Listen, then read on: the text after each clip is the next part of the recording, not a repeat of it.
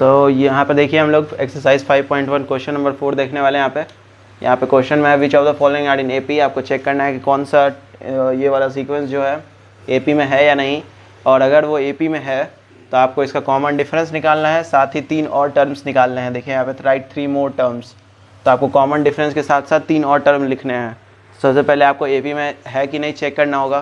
तो एपी में चेक करने के लिए मैंने आपको बताया था सबसे इंपॉर्टेंट होता है कॉमन डिफरेंस। कॉमन डिफरेंस क्या होता है, या तो आप कॉमन डिफरेंस को सी डी लिख सकते हैं या डी लिख दीजिए। किताब में ज़्यादातर डी मिलेगा, तो आपको जो अच्छा लगे आप यूज़ कर सकते हैं। तो कॉमन डिफरेंस सबसे ज़्यादा इंपॉर्टेंट रोल प्ले करता है।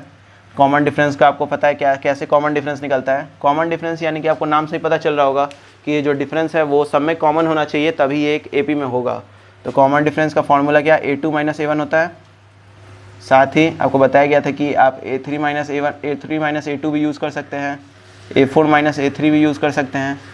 ठीक है, तीनों बराबर होना चाहिए, या जितने भी टर्म्स हैं उनमें से उसके पीछे वाले टर्म को अगर आप घटाएं तो वो सबके बराबर होना चाहिए। तो देखिए पहले a2 - a1 कर लेते हैं हम लोग, यानी कि 4 - 2, और यहाँ a3 - a2 क्या आएगा 8 - 4, और यहाँ पे 16 - 8। अब देखिए यहाँ पे वैल्यू आएगा 2, यहाँ पे आ रहा है 4, यहाँ पे आ रहा है 8।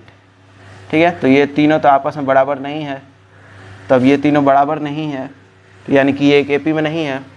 तो आप यहाँ पे लिख दीजिएगा language since common difference is not equal, so this sequence is not an AP।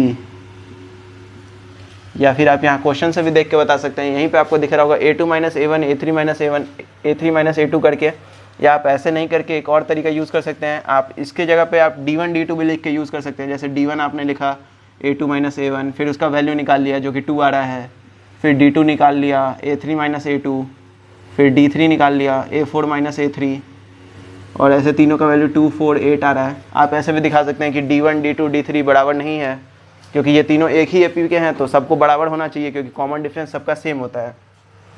तो वही चीज़ है, बाद में आपको फिर से यही लैंग्वेज लिखना है। तो आप ऐसे भी दिखा सकते हैं या वैसे दिखा सकते हैं, वो ज़्यादा सिस्टमेटिक लग रहा है। फिर देखिए आप क्वेश्चन से देख के भी बता सकते हैं कि कोई सीक्वेंस एपी में है या नहीं है।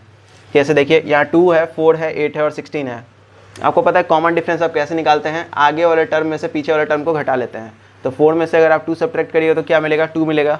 फिर देखिए 8 में से 4 सब्ट्रैक्ट कर रहे हैं तो 4 आ रहा है, यहाँ पे 8 आ रहा है, यानी कि ये बढ़ते जा रहा है। यहाँ पे कोई भी चीज़ सेम नहीं है।